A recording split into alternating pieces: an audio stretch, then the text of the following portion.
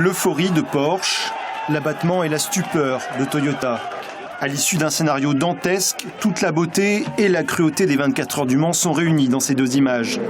Dimanche, la victoire s'est fait attendre jusqu'au dernier moment. Elle a choisi son camp en l'espace de quelques secondes.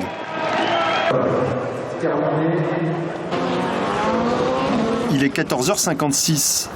Il ne reste plus que 4 minutes de course. La Toyota numéro 5 pilotée par Nakajima à bord de la ligne droite des stands, toujours première. Stupeur, la voiture s'arrête, pas de moteur. La Porsche numéro 2 pilotée par Neel Jani lui passe devant. Toyota dit adieu au titre à un tour de l'arrivée. À nouveau vainqueur des 24 heures avec Porsche cette année, après sa victoire en 2010 avec Audi, Romain Dumas est incrédule. En fait, quand ils ont ralenti, moi je croyais qu'ils faisaient exprès pour faire un tour de moins. Ouais, tout le monde a cru ça. Ouais. Mais je suis vraiment désolé pour eux.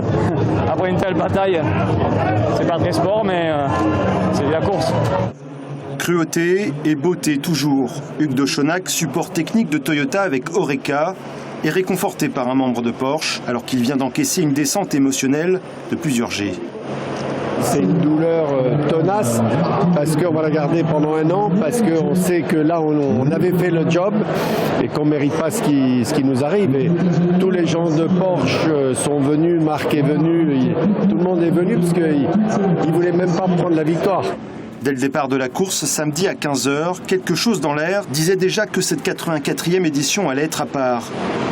Cette pluie diluvienne d'abord entraînant plus de 50 minutes de course au ralenti pour des raisons de sécurité. Et puis ce mano à mano entre Porsche et Toyota digne d'une course de Formule 1. L'un passant devant l'autre au gré des arrêts au stand.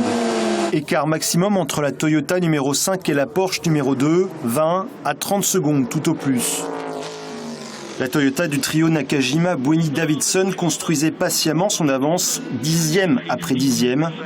Un scénario qui inspirait beaucoup de prudence au directeur technique de la marque japonaise. Nous avons une bonne chance de gagner, mais tout peut arriver. Et vos voitures ont été plutôt fiables, contrairement à d'autres écuries? Jusqu'à présent, oui. Et vous pensez que ça va continuer?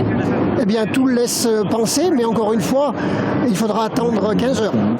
Déclaration prémonitoire. Alors que Porsche remporte un 18e titre en Sarthe, Toyota roule toujours après une première couronne.